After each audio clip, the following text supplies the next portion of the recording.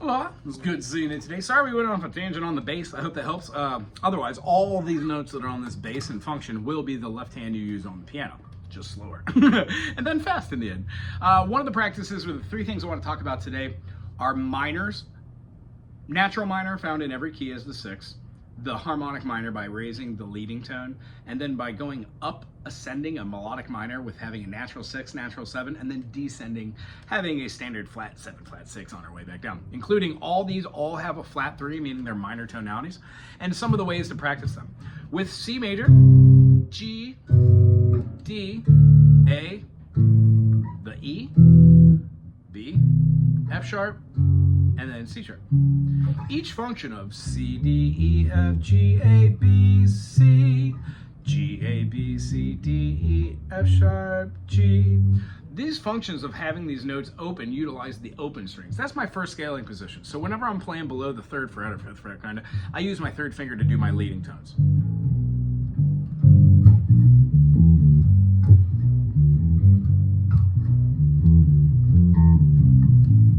Because it leaves my finger here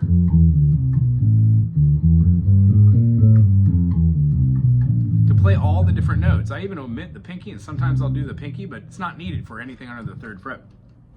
When I use my 2nd finger on the G or the C, or anywhere else for that matter, I'm leading this scale now, using a 3rd fret, 5th fret, 2nd fret, 3rd fret, 5th fret.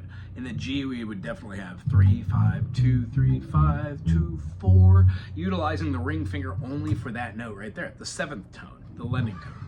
When we do this, we can try this with this newfound fingering anywhere. You don't have to go as fast as this, but you know 1, 2, 3, 4, 5, 6, 7, 1.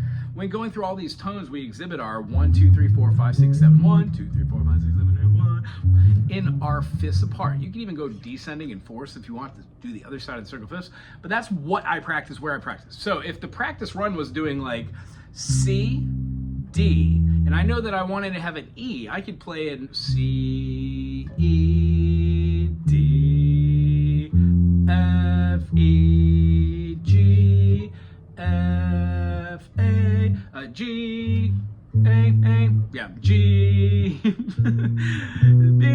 A, G, When we go through the circles fifths, we can see that playing alternating tones inside of our scale practices, like G, B, D is a 1, 3, 5, but if we do a G, B, A, C, B, D, we've developed a pattern of going 1, 3, 2, 4, 3, 5, 4, 6, so on and so forth. It's great to do that in every key. So you do it in C, G, D, A, E, B, so on and so forth. The next thing we would do is we would push together these kind of concepts and notice this is being a quadrant, this is being a quadrant, and this is being a quadrant. Each one of these relies on us not moving our hands around trying to find notes, but yet just being comfortable doing the patterns that we've learned, like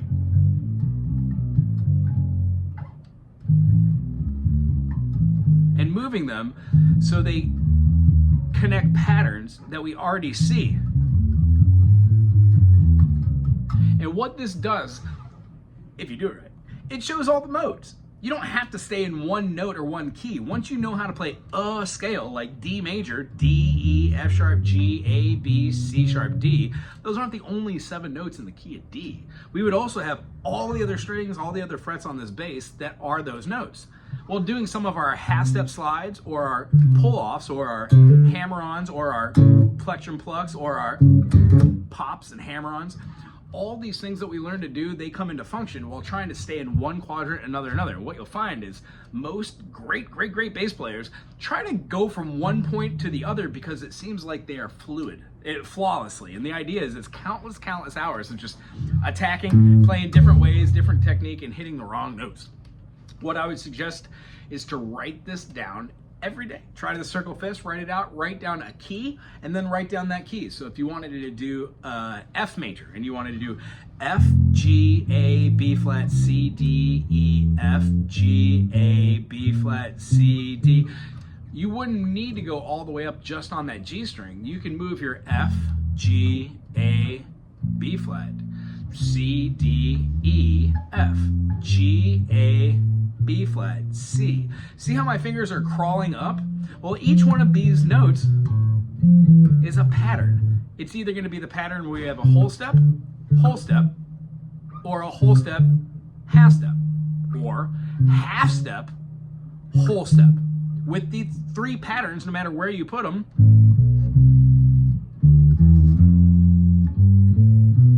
those three patterns, the whole step, half step, whole step, half step, whole step, whole step, whole step, is a minor, natural minor.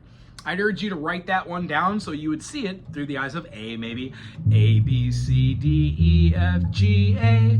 When we think about what's the leading tone in the key of A major, we realize all music is viewed through the eyes of the major. So when practicing, think what the major is whilst playing the minor.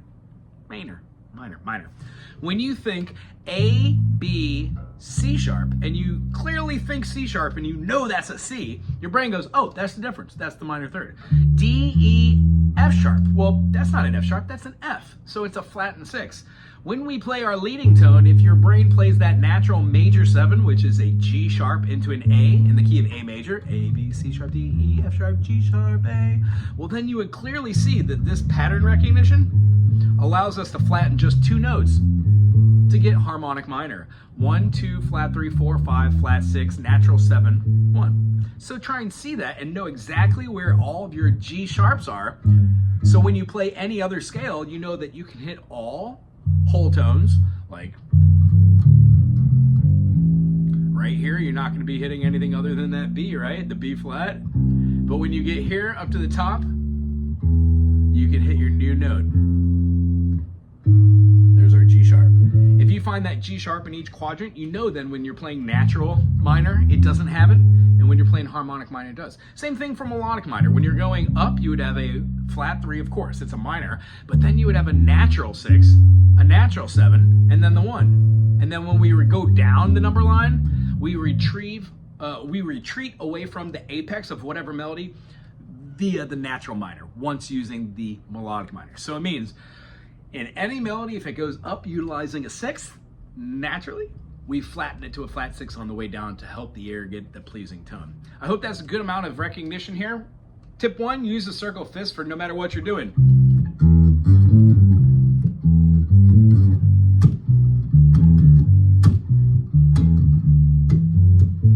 All over the place. You can go fast too. Just go slow. Go real slow. Boom, boom, boom, boom, boom, boom. Try different concepts. Walk up notes to it. Do little fills. Try that in every key. If you can do it in C, then you can do it in G. You can do it in D, do it in A. The other thing is try to see chords when you're playing these two to identify chord structures. So when you're looking at other people's hands, you can see them playing down below the fret here, and if they're doing something like that, it's either gonna be a B flat minor, a B minor, F sharp major, F major. It's either gonna be one of the two. So you associate those chords as being family chords. 1, 4, 1, 4. That's the way that I get away with really quick improvisation, even if I have no clue what the song is, what the tempo meter is.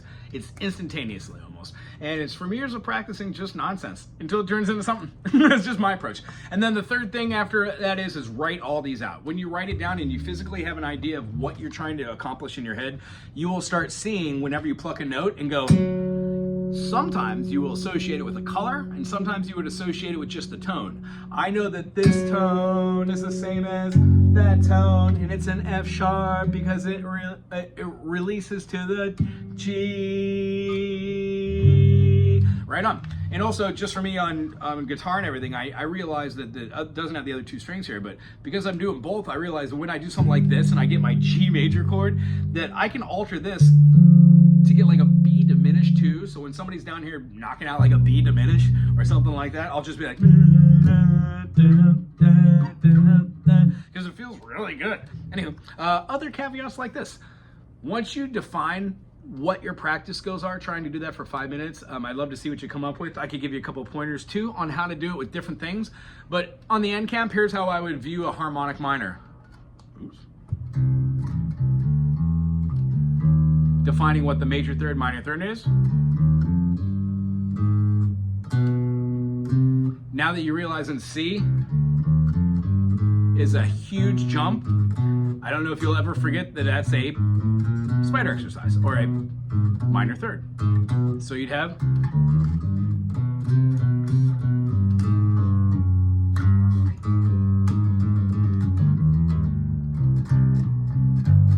playing around with these notes and finding all the notes that it is not.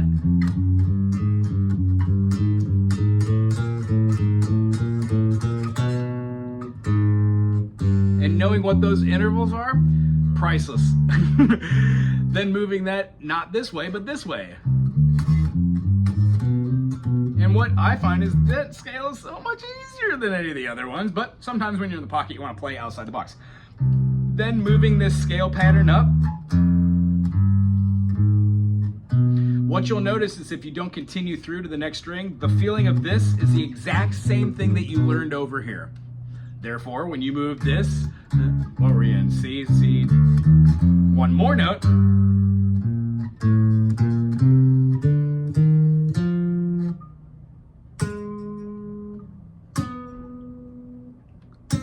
It's the same thing all the way up to the top. And then you could take the same thing you learn here and you could do it right here because they repeat at the 12th fret. Anyway, long video. Sorry about that. Hope you had a good day today. We'll see you soon. Aloha.